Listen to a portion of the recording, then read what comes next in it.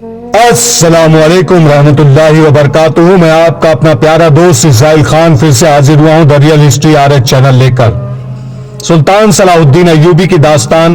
امید ہے آپ کو یہ کہانی اچھی لگتی ہوگی. یہ آپ کا اپنا چینل ہے, اسے لائک, سبسکرائب, کمنٹ, شیئر ضرور کریے گا. آج کے کردار میں سلطان صلاح الدین ایوبی, نور الدین جنگی, حدید, لوزینہ اور ہرمن جاسوس. میرے جسم کو ہاتھ نہ لگاؤ, یہ اب تمہارے کام کا نہیں رہا. اس زہر نے اس میں سچ داخل کر دیا ہے. تمہیں ناپاک جسموں کی ضرورت ہے. اسے میں نے بھگویا ہے. اسے میں نے 20 روز چھپائے رکھا تھا. اسے میں نے فرنانڈیز کی وردی چرا کر پہنائی تھی. اسے میں نے گھوڑا دیا تھا. میں اس کے ساتھ نہیں جا سکتی تھی, میں اس کے بغیر رہ بھی نہیں سکتی تھی. اس لیے میں نے زہر پی لیا. اگر تم مجھے پکڑنا لیتے تو بھی میں زہر پی لیتی. تم پلنگ پر لڑک گئی. ہرمن کو اس کی آخری سرگوشی سنائی دی. سچ بول کر مرنے میں کتنا سکون ہے. اس نے آخری سانس اس طرح لی جیسے سکون سے آہ بھری ہو. اسے جب دفن کر چکے تو ایک افسر نے پوچھا, اس کا کوئی خاندان تھا تو انہیں اس کی موت کی اطلاع دے دو. اس کا خاندان ہم ہی تھے. ہرمن نے جواب دیا. اسے 10-11 سال کی عمر میں کسی قافلے سے اغوا کر کے لائے تھے. صلاح الدین ایوبی کی فوج کو کوچ کیے تیسرا دن تھا. صلیبیوں نے اسے راستے میں روکنے کے لیے فوج بھیج دی تھی. حملہ چونکہ کرک پر آ رہا تھا, اس لیے صلیبیوں نے شوبک سے زیادہ تر فوج کرک بھیج دی تھی. اس کا ایک حصہ شام کی طرف بھی بھیج دیا تھا تاکہ نور الدین زنگی مدد کے لیے آئے تو اسے کرک سے کچھ دور روکا جا سکے. اور اس فوج کا کچھ حصہ سلطان ایوبی کو راستے میں روکنے والی فوج کو دیا گیا تھا. سلطان صلاح الدین ایوبی نے اپنی فوج کو 3 حصوں میں تقسیم کر کے کوچ کرایا تھا اور تینوں کو دور دور رکھا تھا. اور جب اس مقام پہنچ گیا جہاں صلیبیوں سے ٹکر ہونی چاہیے تھی, اس نے تینوں حصوں کے کمانڈروں اور ان کے ماتحت کمانڈروں کو اپنے خیمے میں بلا لیا. ہم اس مقام پر آ گئے ہیں جہاں مجھے راز فاش کر دینا چاہیے. سلطان ایوبی نے کہا, تم شاید حیران ہو رہے ہوگے کہ میں تمہیں یہ بتاتا رہا ہوں کہ میں کرک پر حملہ کروں گا, مگر میں تمہیں کسی اور طرف لے آیا ہوں. میں کرک پر حملہ نہیں کر رہا.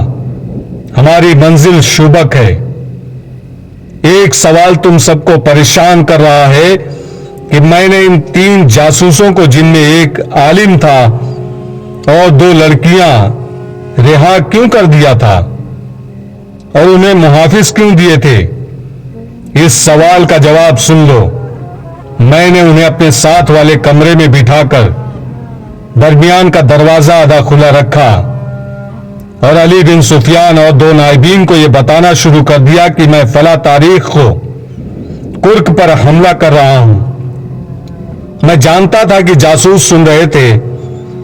میں نے ان کے کانوں میں یہ بھی ڈالا کہ میں صلیبیوں سے کھلے میدان کی جنگ سے ڈرتا ہوں. اس قسم کی باتیں ان کے کانوں میں ڈال کر انہیں رہا کر دیا اور انہیں محافظ دیے تاکہ وہ صحیح سلامت شوبک پہنچ جائے. مجھے اطلاع ملی ہے کہ راستے میں ایک حادثہ ہو گیا ہے. ڈاکوؤں نے 3 محافظوں اور ایک لڑکی کو مار ڈالا ہے. چوتھا محافظ کل رات شوبک سے واپس آ گیا ہے. وہاں ہمارے جو جاسوس ہیں انہوں نے اطلاع دی ہے عالم جاسوس زندہ شوبک پہنچ گیا تھا جس نے میرا دھوکہ کامیاب کر دیا ہے. صلیبیوں نے اپنی فوج میری مرضی کے مطابق تقسیم کر دی ہے. اس وقت تمہاری فوج کا بائیں والا حصہ صلیبیوں کی بہت بڑی فوج کے بائیں پہلو سے 4 میل دور ہے. اس نے بائیں حصے کے کمانڈر سے کہا, آج سورج غروب ہونے کے بعد تم اپنے تمام گھڑ سوار دستے سیدھے آگے 2 میل لے جاؤ گے. وہاں سے اپنے بائیں کو ہو جانا, 4 میل سیدھا جانا, پھر بائیں کو جانا اور 2 میل پر تمہیں دشمن آرام کی حالت میں ملے گا. حملہ کرنا تم جانتے ہو. یہ تیز حملہ ہوگا. راستے میں جو کچھ آئے اسے کچلتے ہوئے نکل آؤ اور اپنی اسی جگہ پر آ جاؤ جہاں سے چلے تھے۔ دوسرا حصہ شام کے بعد سیدھا آگے بڑھے گا، 8-9 میل جا کر بائیں کو ہو جائے گا۔ تمہیں دشمن کی رسد اور قافلے ملیں گے۔ اس کے علاوہ تم دشمن کے عقب میں ہوگے۔ دن کے وقت دشمن بائیں والے حصے کے تعاقب میں آئے گا، لیکن تم سامنے کی ٹکر نہیں لوگے۔ دن کو بہت پیچھے آ جاؤ گے، رات کو پھر حملہ کرو گے اور رکو گے نہیں۔ صلیبی آگے بڑھیں گے تو درمیان والا حصہ عقب سے حملہ کرے گا اور دشمن کے سنبھلنے تک بکھر جائے گا۔ تیسرا حصہ جو میرے ساتھ ہے آج رات کوچ کر رہا ہے۔ ہم کل دوپہر تک شوبک کا محاصرہ کر چکے ہوں گے۔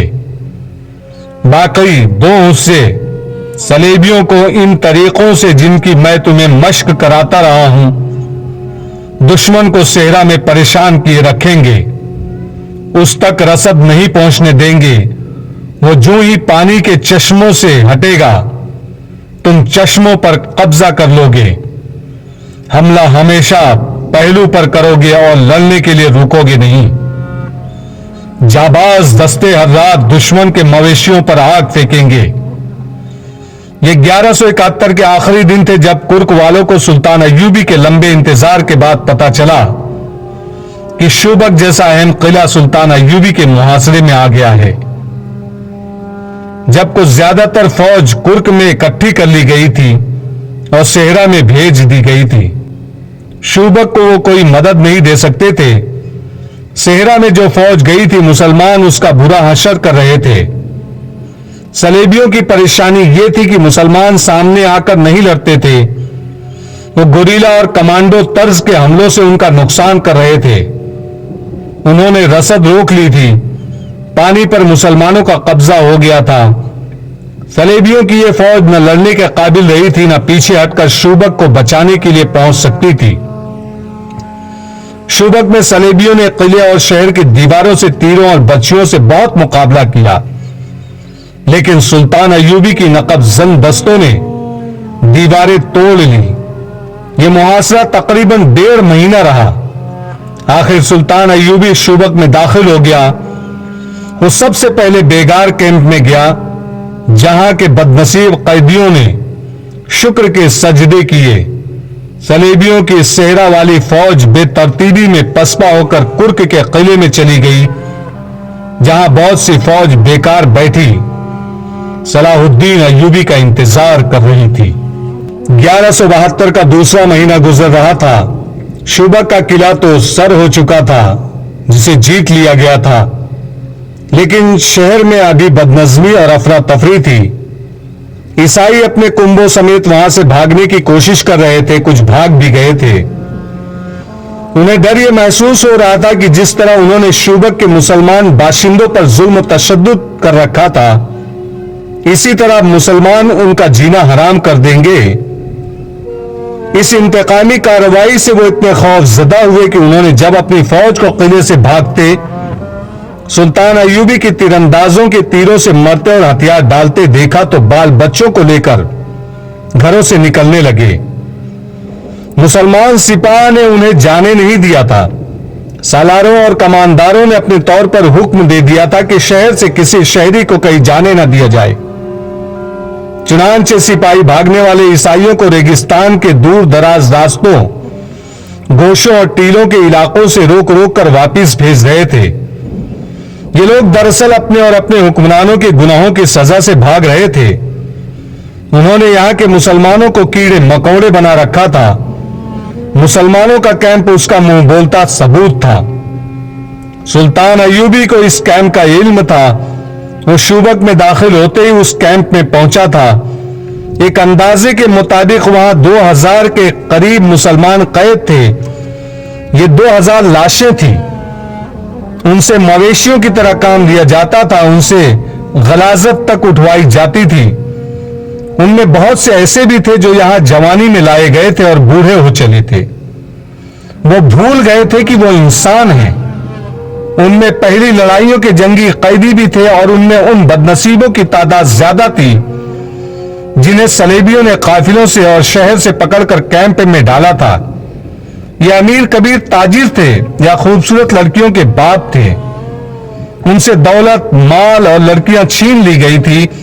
उनमें शहर के वो मुसलमान भी थे जिनके खिलाफ ये इल्जाम था कि वो सल्तनत इस्लामिया के वफादार और सलेब के दुश्मन हैं।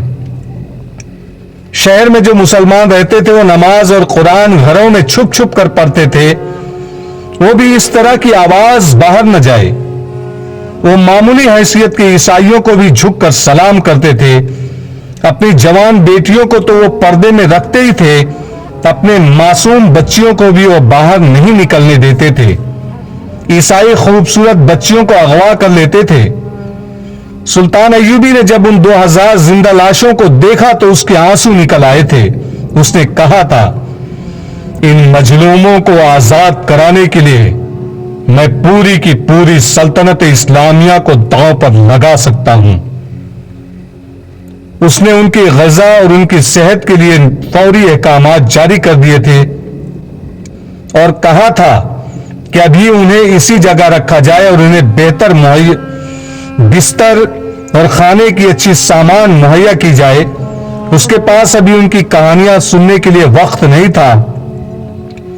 उसे अभी बाहर की कैफियत को काबू में लाना था। बाहर का यह आलम था कि जंग अभी जारी थी, जिसकी नौयत खुली जंग किसी नहीं थी। सूरत यह थी कि सलेबी फौज जो सुल्तान अय्यूबी के धोखे में आकर कुर्क और शूबक से दूर उसकी फौज को रोकने के लिए चली गई थी, वो बिखर कर पसपा हो रही थी। मुसलमान दस्ते उस पर शबखून मार मार कर और ज्यादा बुरा हाल कर रहे थे। सुल्तान अय्यूबी को इत्तिलाएं मिल रही थी कि बाद झड़पों में उसके दस्ते घेरे में आकर नुकसान उठा रहे थे। यह खतरा भी था कि कुर्क के किले में जो सलेबी फौज है वो सेहरा में फंसी और बिखरी हुई अपनी फौज की मदद के लिए भेज दी जाएगी। इस सूरत हाल के लिए सुल्तान अय्यूबी के पास फौज की कमी थी। मिस्र से वो कमक नहीं मंगवाना चाहता था क्योंकि वहां की साजिशें दबी नहीं थी।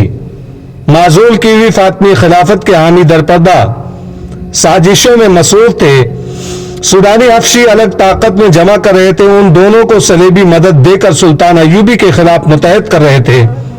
सबसे बड़ा खतरा यह था कि मुतअद्दिद मुसलमान सियासी और फौजी सरबराह भी सुल्तान अय्यूबी के खिलाफ दरपर्दा कार्रवाइयों में मसरूफ थे। ये ईमान फरोशों का टोला था जो इक़्तिदार के हसूल के लिए इस्लाम के दुश्मनों के साथ साज़बाज़ कर रहा था। उन्होंने हशीशैन के पेशावर कातिलों की खिदमत भी हासिल कर दी थी, जिन्होंने सुल्तान अय्यूबी के कत्ल का मंसूबा बना लिया था। सलाहुद्दीन अय्यूबी ने कई बार कहा था कि सलेबियों की कितनी बड़ी कामयाबी है जो मेरे हाथों मुसलमानों को कराते जा रहे हैं और हमारे अपने हमारे साथ में